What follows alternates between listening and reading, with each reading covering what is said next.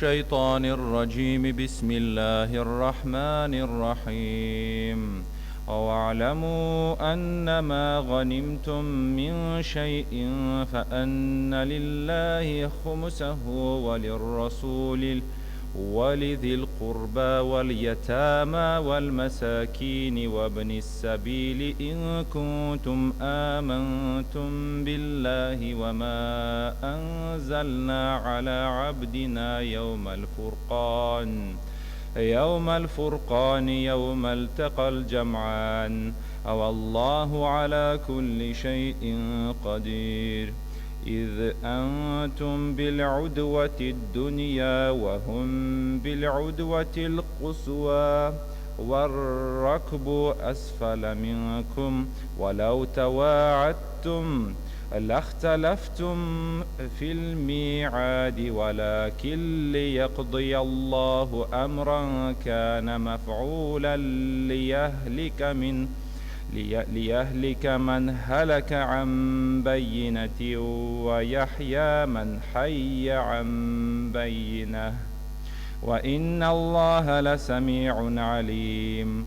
إذ يريكهم الله في منامك قليلا ولو أراكهم كثيرا لفشلتم ولتنازعتم في الأمر ولكن الله سلم إنه عليم بذات الصدور. وإذ يريكموهم إذ التقيتم في أعينكم قليلا ويقللكم في أعينهم ليقضي الله أمرا كان مفعولا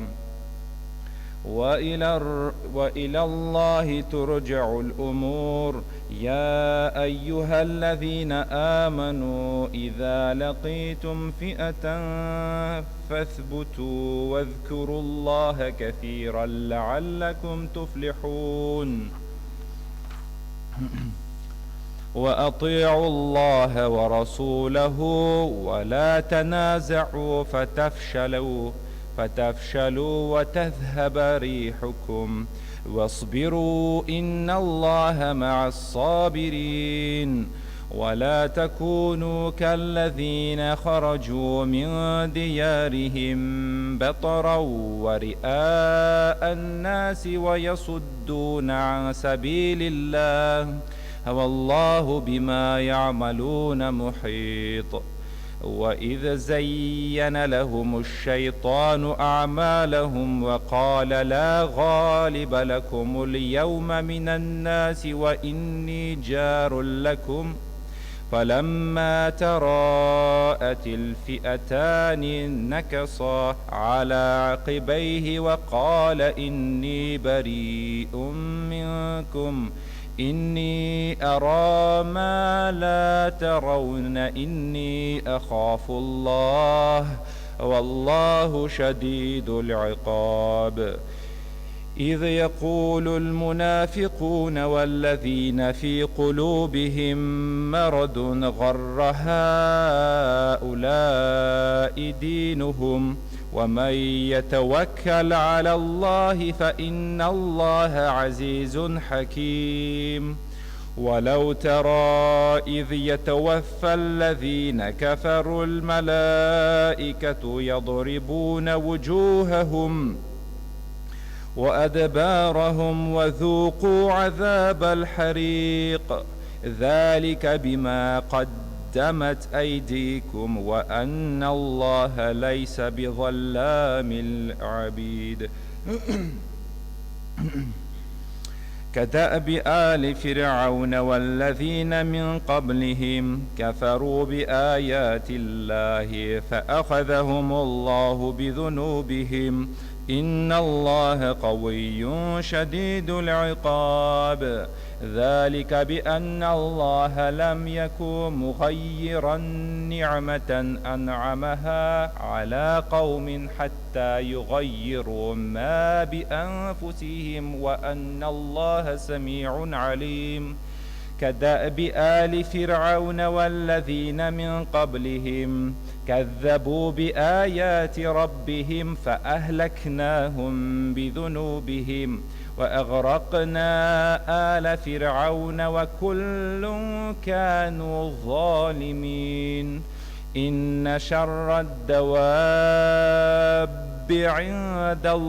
عند الله الذين كفروا فهم لا يؤمنون.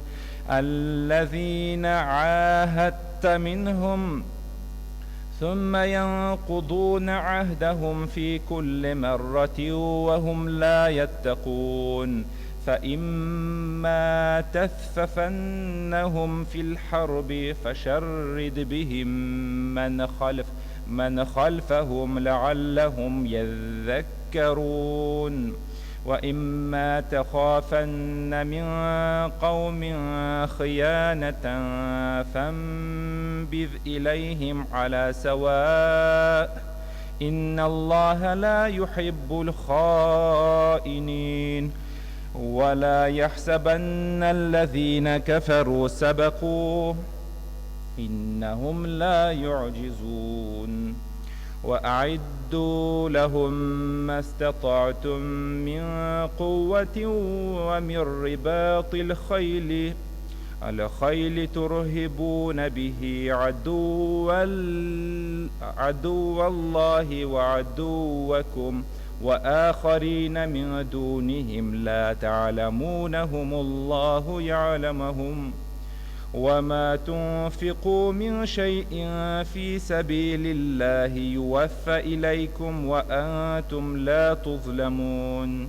وإن جنحوا للسلم فاجنح لها وتوكل على الله إنه هو السميع العليم.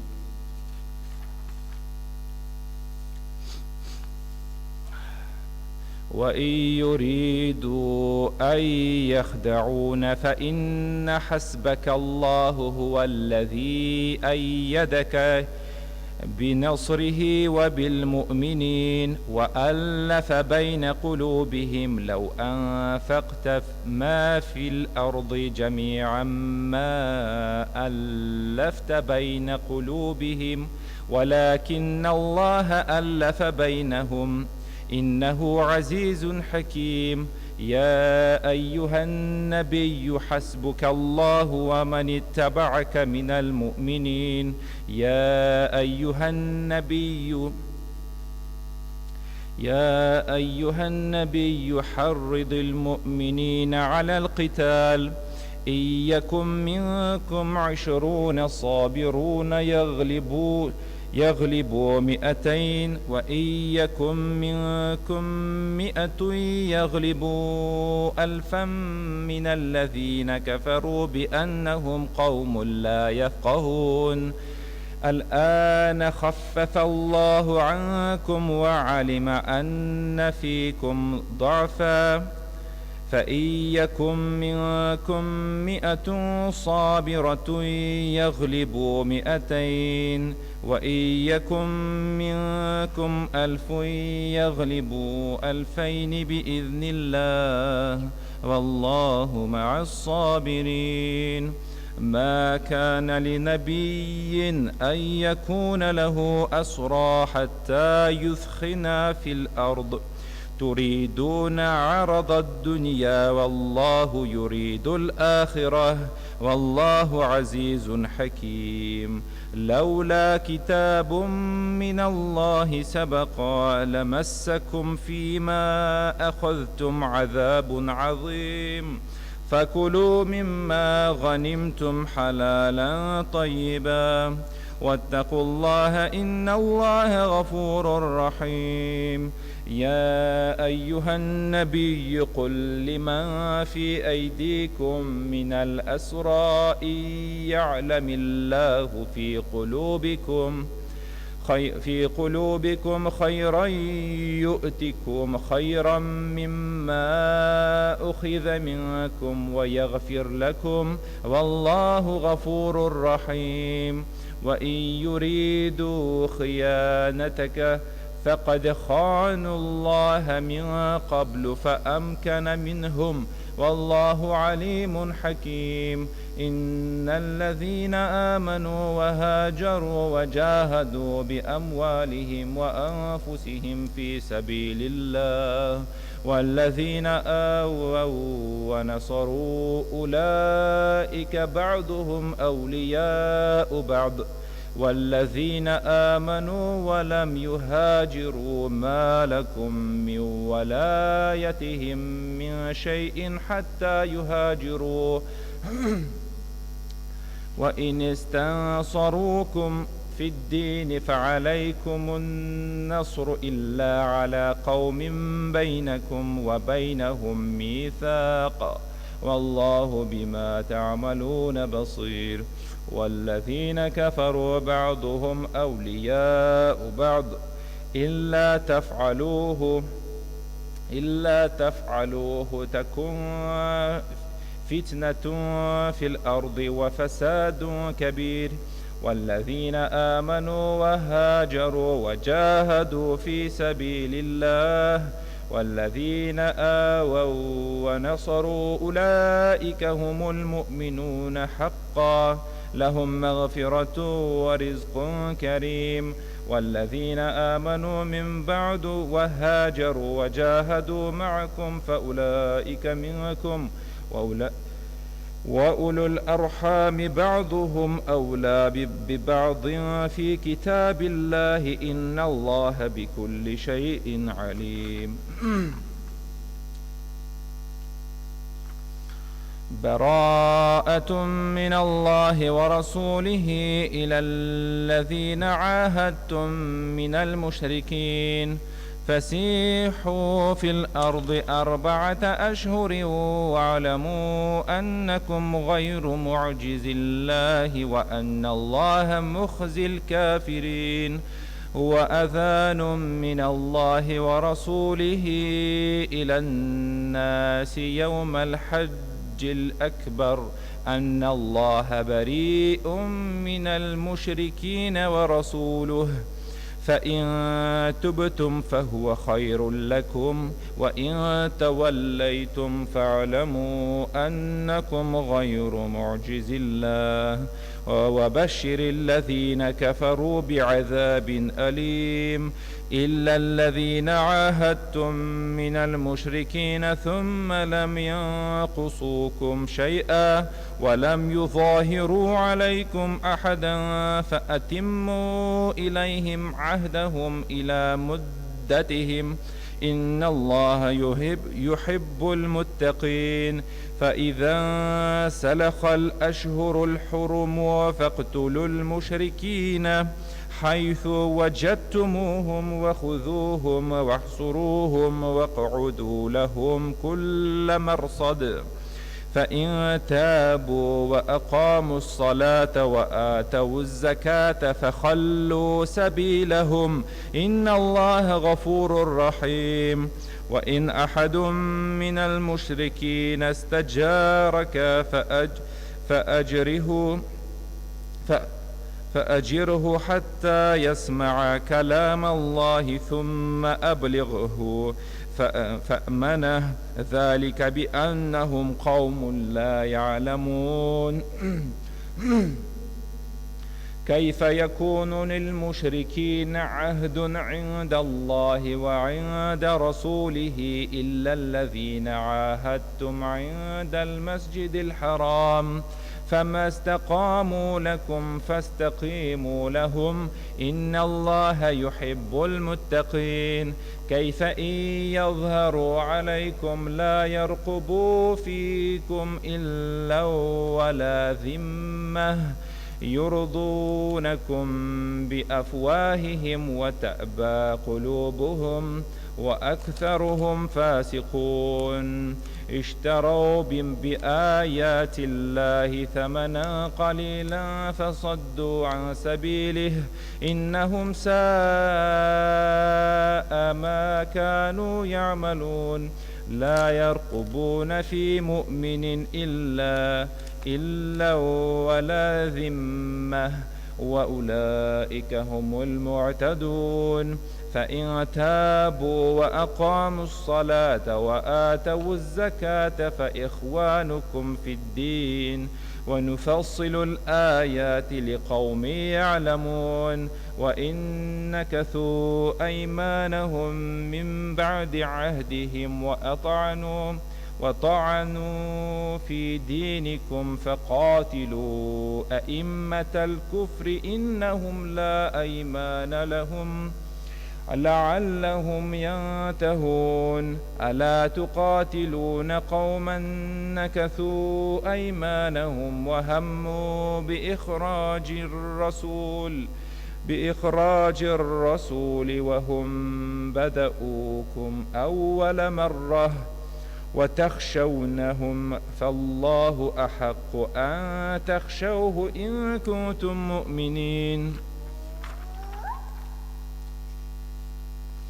قاتلوهم يعذبهم الله بأيديكم ويخزهم وينصركم عليهم ويشف صدور قوم مؤمنين ويذهب غيظ قلوبهم ويتوب الله على من يشاء والله عليم حكيم أم حسبتم أن تتركوا ولما يعلم الله الذين جاهدوا منكم ولم يتخذوا من دون الله ولا رسوله ولا المؤمنين وليجا والله خبير بما تعملون ما كان للمشركين أن يعمروا مساجد الله شاهدين على أنفسهم بالكفر أولئك حبطت أعمالهم وفي النار هم خالدون إنما يعمر مساجد الله من آمن بالله واليوم الآخر وأقام الصلاة وآتى الزكاة ولم يخش إلا الله فعسى أولئك أن يكونوا من المهتدين أجعلتم سقاية الحاج وعمارة المسجد الحرام كمن آمن بالله واليوم الآخر وجاهد في سبيل الله لا يستوون عند الله والله لا يهدي القوم الظالمين الذين آمنوا وهاجروا وجاهدوا في سبيل الله بأموالهم وأنفسهم أعظم درجة عند الله وأولئك هم الفائزون يبشرهم ربهم برحمة منه ورضوان وجنات لهم فيها نعيم مقيم خالدين فيها أبدا إن الله عنده أجر عظيم يا أيها الذين آمنوا لا تتخذوا آباءكم وإخوانكم أولياء إن استحبوا الكفر على الإيمان ومن يتولهم منكم فأولئك هم الظالمون قل إن كان آباؤكم وأبناؤكم وإخوانكم وأزواجكم وعشيرتكم وأموال اقترفتموها وتجارة تخشون كسادها ومساكن ترضونها أحب إليكم من الله ورسوله وجهاد في سبيله وتربصوا حتى يأتي الله بأمره والله لا يهدي القوم الفاسقين لقد نصركم الله في مواطن كثيرة ويوم حنين إذ أعجبتكم كثرتكم فلم تغن عنكم شيئا وضاقت عليكم الأرض بما رحبت ثم وليتم مدبرين ثم أنزل الله سكينته على رسوله وعلى المؤمنين وأنزل جنودا لم تروها وعذب الذين كفروا وذلك جزاء الكافرين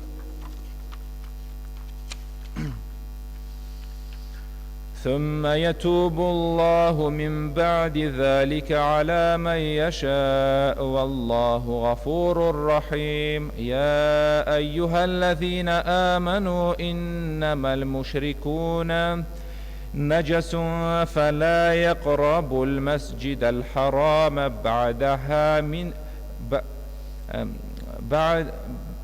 بعد عامهم هذا وإن خفتم عيلة فسوف يغنيكم الله من فضله إن شاء إن الله عليم حكيم قاتلوا الذين لا يؤمنون بالله ولا باليوم الآخر ولا يحرمون ما حرم الله ورسوله ولا يدينون دين الحق من الذين أوتوا الكتاب حتى يعطوا الجزية عن يد وهم صاغرون وقالت اليهود عزير ابن الله وقالت النصارى المسيح ابن الله ذلك قولهم بأفواههم يضاهئون قول الذين كفروا من قبل قاتلهم الله أنى يؤفكون اتخذوا أحبارهم ورهبانهم أربابا من دون الله والمسيح ابن مريم وما أمروا إلا ليعبدوا إلها واحدا لا إله إلا هو سبحانه عما يشركون يريدون أن يطفئوا نور الله بأفواههم ويأبى الله إلا أن يتم نوره ولو كره الكافرون هو الذي أرسل رسوله بالهدى ودين الحق ليظهره على الدين كله ولو كره المشركون يا أيها الذين آمنوا إن كثيرا من الأحبار والرهبان ليأكلون أموال الناس بالباطل ويصدون عن سبيل الله والذين يكنزون الذهب والفضة ولا ينفقونها في سبيل الله فبشرهم بعذاب أليم يوم يحمى عليها في نار جهنم فتكوى بها جباههم وجنوبهم وظهورهم هذا ما كنزتم لأنفسكم فذوقوا ما كنتم تكنزون إن عدة الشهور عند الله 12 شهرا في كتاب الله يوم خلق السماوات والأرض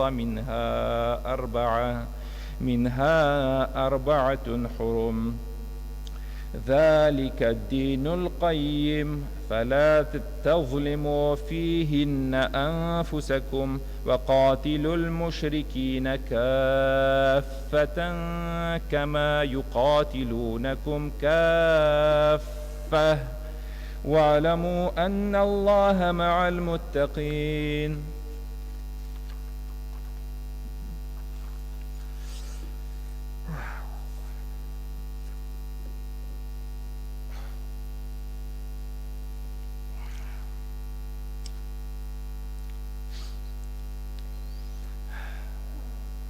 إنما النسيء زيادة في الكفر يضل به الذين كفروا يحلونه عاما ويحرمونه عاما ليواطئوا عدة ما حرم الله فيحلوا ما حرم الله زين لهم سوء أعمالهم والله لا يهدي القوم الكافرين.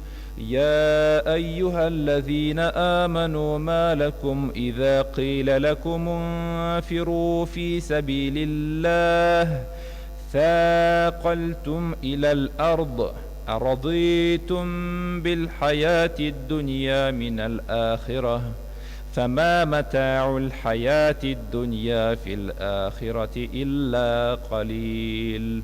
إلا تنفروا يعذبكم عذابا أليما ويستبدل قوما غيركم ولا تضروه شيئا والله على كل شيء قدير. إلا تنصروه فقد نصره الله إذ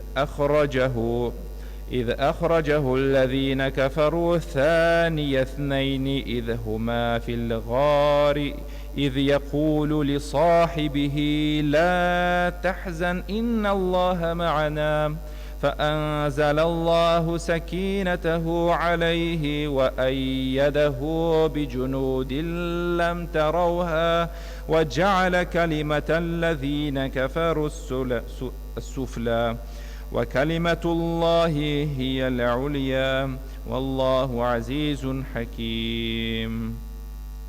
انفروا خفافا وثقالا وجاهدوا بأموالكم وأنفسكم في سبيل الله ذلكم خير لكم إن كنتم تعلمون. لو كان عرضا قريبا وسفرا قاصدة لاتبعوك ولكن بعدت عليهم الشقة وسيحلفون بالله لو استطعنا لخرجنا معكم يهلكون أنفسهم والله يعلم إنهم لكاذبون. عفى الله عنك لما أذنت لهم حتى يتبين لك الذين صدقوا وتعلم الكاذبين. لا يستأذنك الذين يؤمنون بالله واليوم الآخر أن يجاهدوا بأموالهم وأنفسهم والله عليم بالمتقين. إنما يستأذنك الذين لا يؤمنون بالله واليوم الآخر وارتابت قلوبهم فهم في ريبهم يترددون.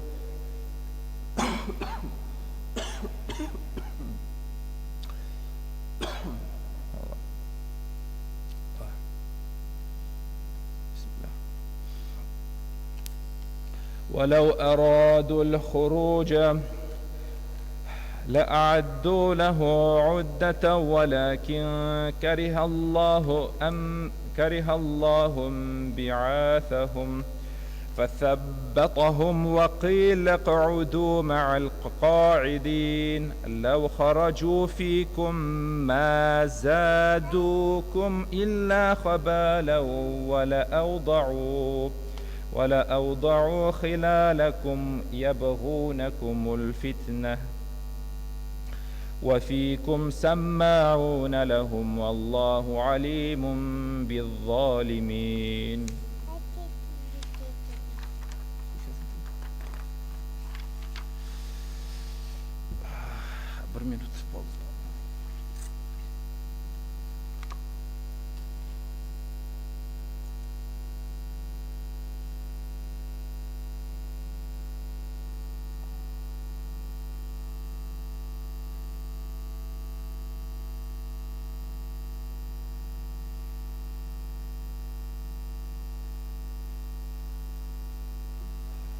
أعوذ بالله من الشيطان الرجيم. لقد ابتغوا الفتنة من قبل وقلبوا لك الأمور حتى جاء الحق وظهر أمر الله وهم كارهون. ومنهم من يقول ائذن لي ولا تفتني ألا في الفتنة سقطوا وإن جهنم لمحيطة بالكافرين. إن تصبك حسنة تسؤهم وإن تصبك مصيبة يقولوا قد أخذنا أمرنا من قبل ويتولوا وهم فرحون. قل لن يصيبنا إلا ما كتب الله لنا هو مولانا وعلى الله فليتوكل المؤمنون. قل هل تربصون بنا إلا إحدى الحسنيين ونحن نتربص بكم أن يصيبكم الله بعذاب من عنده أو بأيدينا فتربصوا إنا معكم متربصون. قل أنفقوا طوعا أو كرها لن يتقبل منكم إنكم كنتم قوما فاسقين. وما منعهم أن تقبل منهم نفقاتهم إلا أنهم كفروا بالله وبرسوله ولا يأتون الصلاة إلا وهم كسالى ولا ينفقون إلا وهم كارهون. فلا تعجبك أموالهم ولا أولادهم إنما يريد الله ليعذبهم بها في الحياة الدنيا وتزهق أنفسهم وهم كافرون. ويحلفون بالله إنهم لمنكم وما هم منكم ولكنهم قوم يفرقون.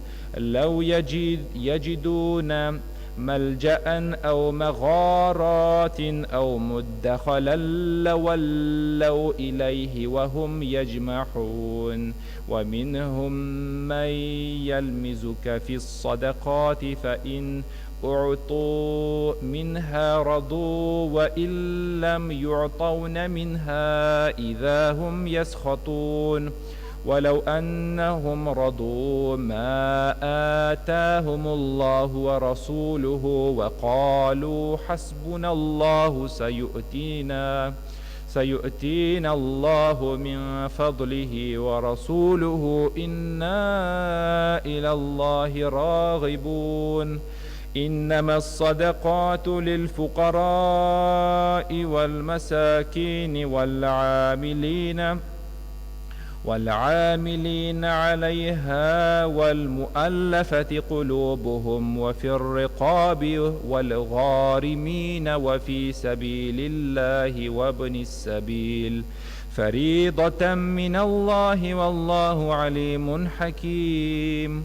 ومنهم الذين يؤذون النبي ويقولون هو أذن قل أذن خير لكم يؤمن بالله ويؤمن للمؤمنين ورحمة للذين آمنوا منكم والذين يؤذون رسول الله لهم عذاب أليم.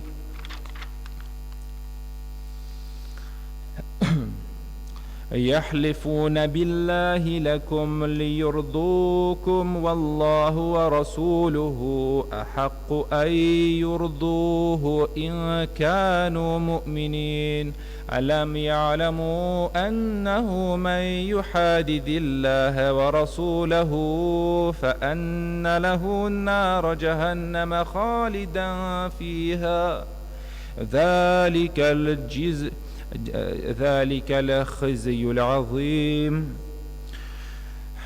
يحذر المنافقون أن تنزل عليهم سورة تنبئهم بما في قلوبهم قل استهزئوا إن الله مخرج ما تحذرون ولئن سألتهم ليقولن إنما كنا نخوض ونلعب قل أبالله وآياته ورسوله كنتم تستهزئون لا تعتذروا قد كفرتم بعد إيمانكم إن نعفو عن طائفة منكم نعذب طائفة بأنهم كانوا مجرمين المنافقون والمنافقات بعضهم من بعض يأمرون بالمنكر وينهون عن المعروف ويقبضون أيديهم نسوا الله فنسيهم إن المنافقين هم الفاسقون وعد الله المنافقين والمنافقات والكفار نار جهنم خالدين فيها هي حسبهم ولعنهم الله ولهم عذاب مقيم.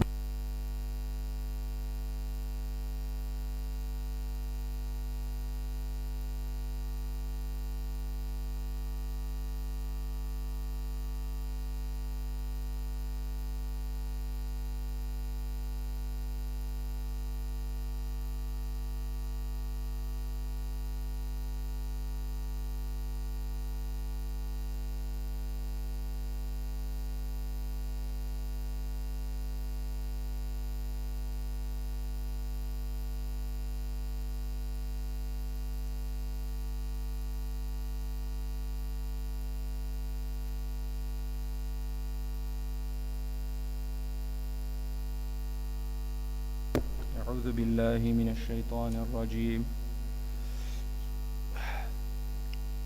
كالذين من قبلكم كانوا أشد منكم قوة وأكثر أموالا وأولادا فاستمتعوا بخلاقهم فاستمتعتم بخلاقكم كما استمتع الذين من قبلكم بخلاقهم وخضتم كالذي خاضوا أولئك حبطت أعمالهم في الدنيا والآخرة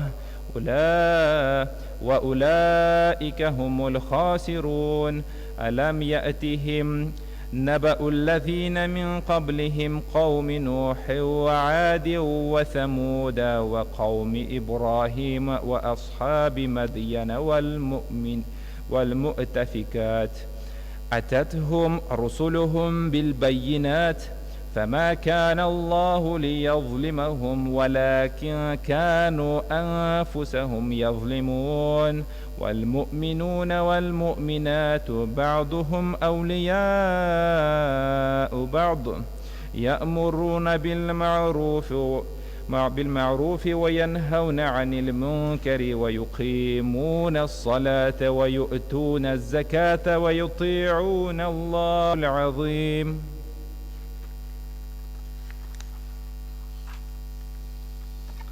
يا أيها النبي جاهد الكفار والمنافقين واغلظ عليهم ومأواهم جهنم وبئس المصير يحلفون بالله ما قالوا ولقد قالوا كلمة الكفر وكفروا بعد إسلامهم وهموا بما لم ينالوا وما نقموا إلا أن أغناهم الله ورسوله من فضله فإن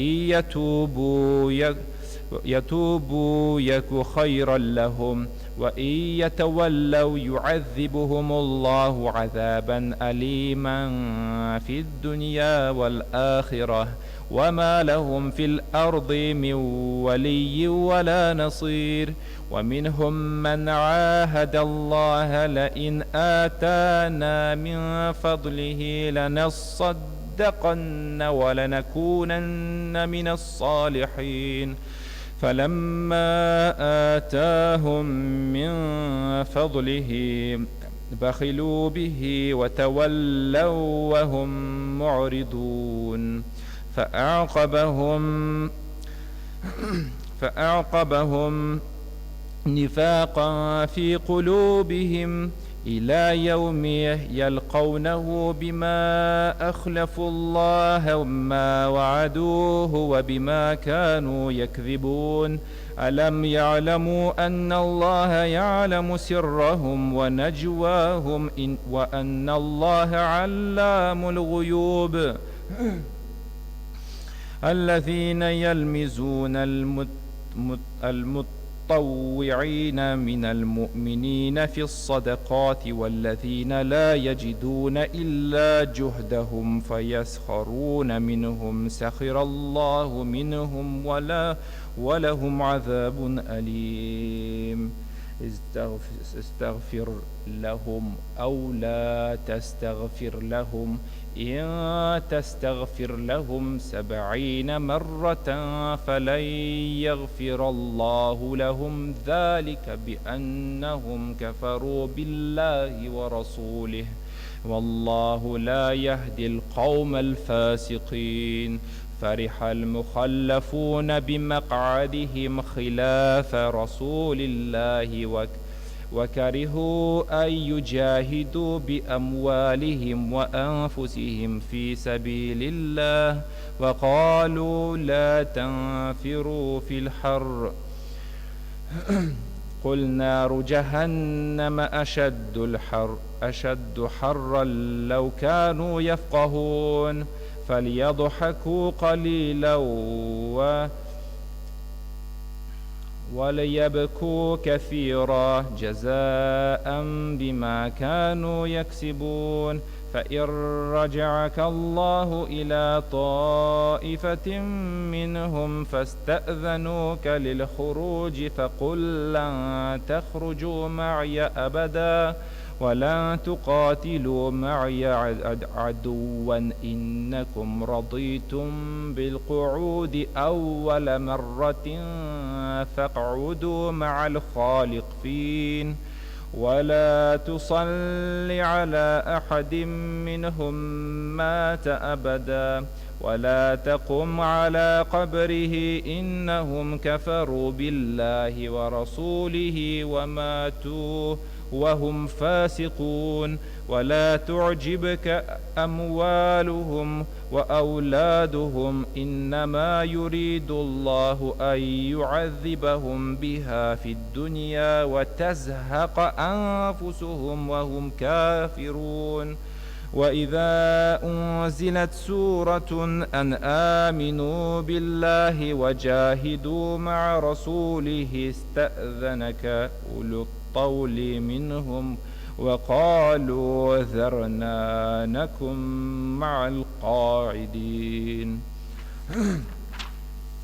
رضوا بأن يكونوا مع الخوالف وطبع على قلوبهم فهم لا يفقهون لكن الرسول والذين آمنوا معه جاهدوا بأموالهم وأنفسهم وأولئك لهم الخيرات وأولئك هم المفلحون أعد الله لهم جنات تجري من تحتها الأنهار خالدين فيها ذلك الفوز العظيم وجاء المعذرون من الأعراب ليؤذن لهم وقعد الذين كذبوا الله ورسوله سيصيب الذين كفروا منهم عذاب أليم ليس على الضعفاء ولا على المرضى ولا على الذين لا يجدون ما ينفقون